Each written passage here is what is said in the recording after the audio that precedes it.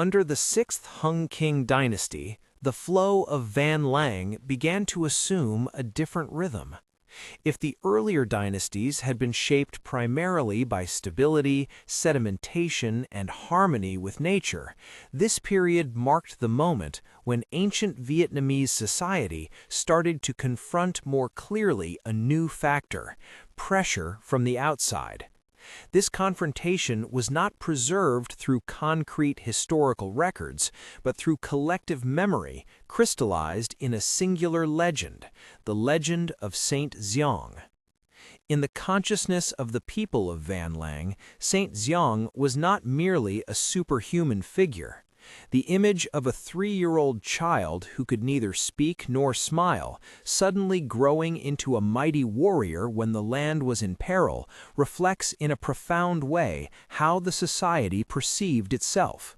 It was a community accustomed to peaceful, even subdued existence, yet capable of awakening immense latent strength the moment its survival was threatened. Saint Giong did not emerge from a palace or a ruling elite, but from a humble household, emphasizing that the capacity to defend the community did not belong exclusively to any lineage or authority. Viewed through the lens of this legend, the 6th Hung King dynasty reveals a shift in collective awareness, from merely maintaining internal order to recognizing the existence of an outside. The enemy in the story bears no specific name, no distinct cultural identity, but is generalized as an invading force. This suggests that the people of Van Lang at the time did not retain conflicts as precise historical events, but as emotional experiences, the sensation of being threatened, of being forced to choose between survival and dissolution. The appearance of iron weapons in the legend of Saint Giong carries multiple layers of meaning. It does not necessarily reflect an exact technological milestone, but rather the community's awareness of a leap in defensive capability. When bronze was no longer sufficient, when familiar tools could not meet new challenges, people were compelled to imagine a material stronger, harder, more resolute. Iron, in this context, was not merely a metal, but a symbol of a shift in mindset, from harmony to confrontation, from softness to firmness when circumstances demanded it. What is striking is that despite his unmistakably martial nature, Saint Giong was never portrayed as a conqueror. He fought to protect, not to expand territory. After completing his mission, he departed from the human world and ascended to the heavens, rather than remaining to rule or claim glory. This detail clearly reflects the ethical boundary that Van Lang society placed on violence. Force was acceptable only to restore balance, and it had to cease the moment that balance was reestablished. Under the 6th Hung King, authority thus acquired a new nuance. The king was not only a symbol of continuity and stability, but also a focal point of mobilization when the community needed to respond swiftly to danger. Yet this authority never became absolute. Saint Giong, though summoned directly by the king, remained a figure of the common people.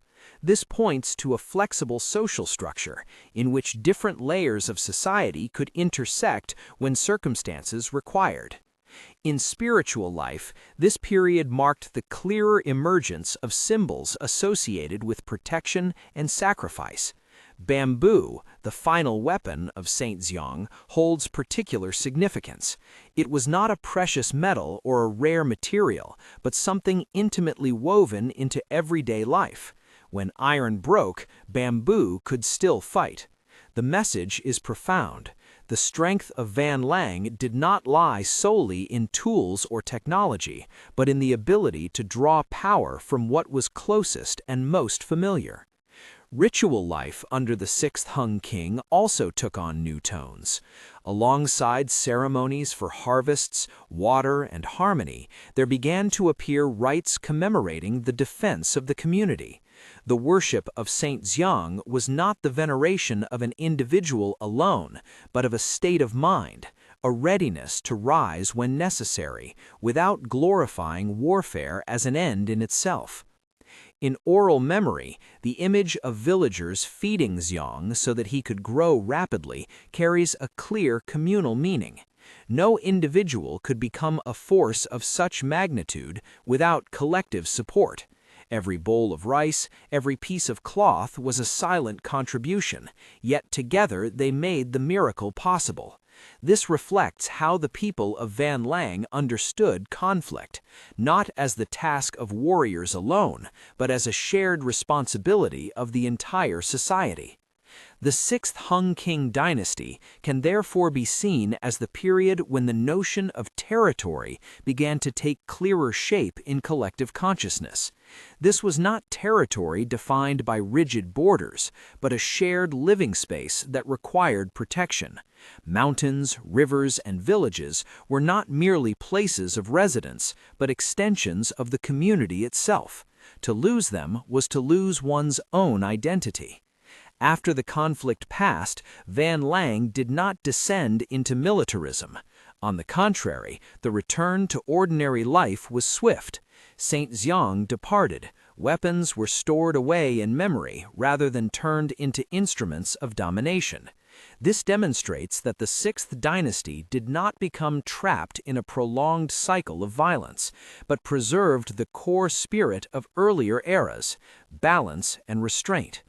Yet the imprint of this period was indelible. From this point onward, within the deep cultural layers of ancient Vietnam, there existed a persistent memory of the need to remain alert to external disturbances. This vigilance did not manifest as constant fear, but psychological preparation. When necessary, the community understood that it could mobilize a strength far beyond the routines of everyday life. In the years that followed, Van Lang's society began to look back at itself with a new awareness.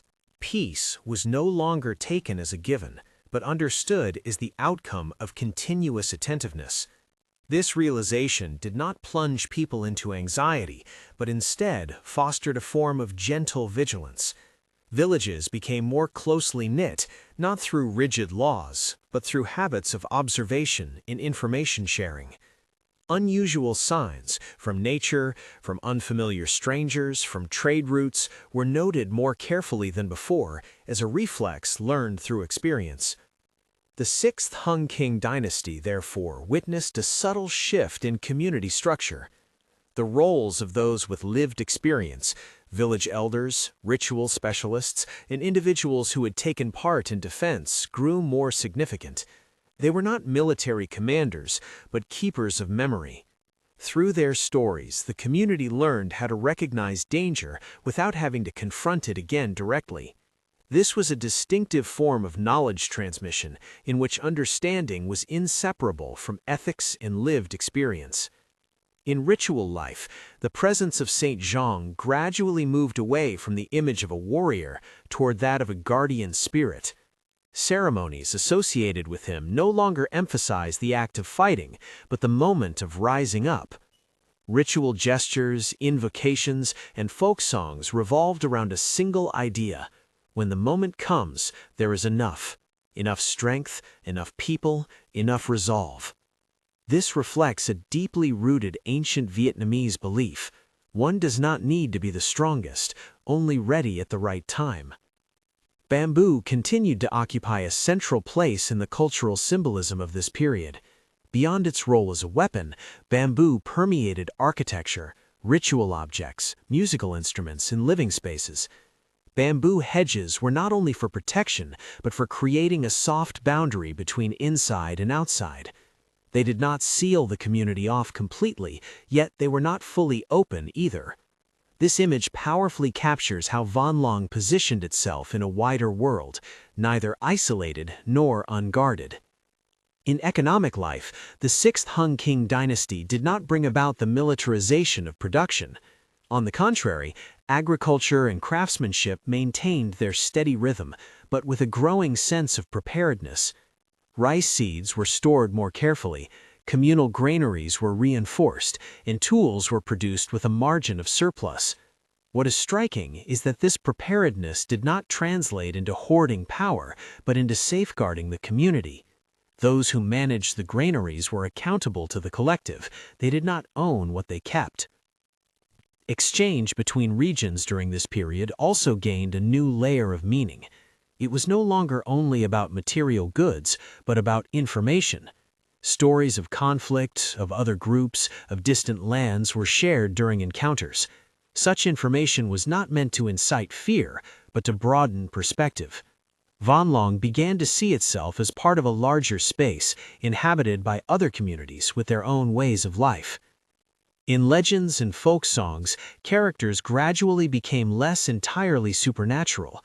After Saint Giong, more figures appeared who were ordinary people facing difficult choices, whether to stay or leave, to share or to keep, to stand up or remain silent. This shift indicates a transition from celebrating extraordinary deeds to reflecting on everyday decisions with long-term consequences. During this phase, the Hung King continued to serve more as a symbol than as an active agent. The king was not remembered as a battlefield commander, but as a spiritual anchor when the community needed unity of purpose. Whenever the king was mentioned, it was in connection with convergence rather than command. This demonstrates that Vanlong's model of power retained a healthy degree of decentralization, even after the experience of conflict. Notably, the 6th Hung King dynasty marked a change in how the people of Vanlong viewed the future generations. Children were told the story of Saint Giong not to ignite a desire for combat, but to instill a sense of responsibility. They were not taught that they must become heroes, but that they belonged to a community capable of self-defense when necessary. This distinction is crucial. During major seasonal festivals, the storytelling of Saint Giong was often placed at the end of the ritual sequence, after offerings to heaven, earth, and ancestors. This order was not accidental. It reflected the society's hierarchy of values: first, harmony with nature, then continuity of lineage, and only afterward, the response to conflict. War was not the foundation of life, but an exception. Spiritually, the 6th dynasty clearly shaped a virtue that would remain characteristic of the Vietnamese for centuries to come: patience without passivity. The people of Vanlong learned to wait, to observe, to accumulate strength, but also to surge forward at the right moment. This combination produced a distinctive rhythm of life, one that appeared calm on the surface, yet was always inwardly prepared. As time passed, the legend of Saint Giong came to be told in many different versions. Some emphasized the iron horse, others the bamboo, others lingered on the village where Giong was born. This diversity shows that the story had been localized within different communities while preserving its shared core. It is the hallmark of a living symbol, one that is not fixed, not monopolized by a single interpretation. By the later years of the 6th Hung King dynasty, Vanlong stood at a new threshold. Contact with the outside world became more frequent, not only through conflict, but through exchange, migration, and cultural interaction. At this stage, the memory of Saint Giong functioned as a filter, helping the community distinguish between differences that could be embraced and threats that required vigilance. After the memory of Saint Giong had settled and become a stable layer within the spiritual life of the people, the 6th Hung King dynasty did not enter a period of rest. Instead, it moved into something deeper, a state of self-awareness belonging to a community that had once stood at the edge of dissolution and survived. From this point on, Vanlong no longer viewed conflict as an abnormal disruption, but as a latent possibility at the margins of life, one that required people to live with greater maturity each day. During this period, the people of Vanlong began to sense more clearly the boundary between inside and outside, not only in terms of space, but in ways of life. Inside lay the familiar rhythm: agricultural seasons, rituals, legends, bronze drums, hearth fires in rivers. Outside lay the unknown: different people, different customs, different world views. Yet this boundary was not a closed wall. It resembled living skin, protective but capable of selective contact. As a result, the sixth Hung King dynasty witnessed a marked development in adaptability. When unfamiliar groups appeared on the periphery, the response was no longer panic or immediate confrontation. Observation came first. People watched how the newcomers lived, moved, used tools, and communicated. Only after sufficient time would the community decide whether to open itself or maintain distance. This marked an important evolution in social thinking. Caution replaced extreme reaction. In oral narratives, Saint Giong no longer appeared as the central agent of action, but as a reference point. When facing difficult situations, people did not ask, "Who will be the next Giong?" Instead, they asked, "Has this situation reached the point where Giong is needed?" That question reveals a profound restraint. Heroes were not summoned lightly, because each summoning implied that the world had fallen seriously out of balance. Rituals during this period therefore carried multiple layers of meaning. Some recalled memories of conflict, but they occurred only at specific times of the year, often tied to transitional natural cycles, the beginning of the rainy season, the end of the dry season, planting or harvest. This shows that conflict was placed within the rhythm of nature, not separated from it. War, if it occurred, was understood as a form of imbalance that needed to be comprehended and resolved, not merely defeated. In everyday life, the spirit of prepared but not aggressive permeated the organization of living space. Villages did not build fortresses or imposing structures, but paths, river landings, and open grounds were subtly arranged to allow rapid gathering if needed. This was a form of invisible architecture, revealing its function only in times of crisis. In ordinary life, it blended seamlessly into daily routines, creating no constant tension. The role of bronze drums also continued to evolve during the Sixth Dynasty. Previously symbols of ritual and rhythm, they now carried an added function of warning and assembly. Yet drums were not struck casually. Only individuals entrusted by the community were allowed to sound them at critical moments. This reflects strict control over signals capable of disturbing collective psychology. Spiritually, this period clarified the distinction between enough and not yet enough. Not every difficulty was seen as a crisis. Not every difference was viewed as a threat. People learned to distinguish between challenges that could be met through internal adjustment and those that required collective mobilization. This was a form of social intelligence born of experience rather than theory. The Hung King himself became even less a figure of direct governance, yet more deeply present in collective thought. Whenever major decisions arose, whether to expand or contract living space, to accept or reject new groups, the community invoked the will of the Hung. This was not a specific command, but an ethical framework deeply internalized. Only by preserving the roots could the branches grow. In folk traditions, stories began to appear without clear endings. A character might leave the village with no certainty of return. A conflict might be told without declaring a winner. These ambiguities were not due to a lack of imagination, but reflected a shift in storytelling, an acceptance of incomplete knowledge, and of the idea that not everything requires a definitive conclusion. Spiritual life thus became quieter, deeper. The people of Van Long spoke less of glory and more of responsibility, less of victory, more of consequence. When Saint Giong's story was told to children, often it ended not with a defeat of enemies, but with Giong ascending to the heavens.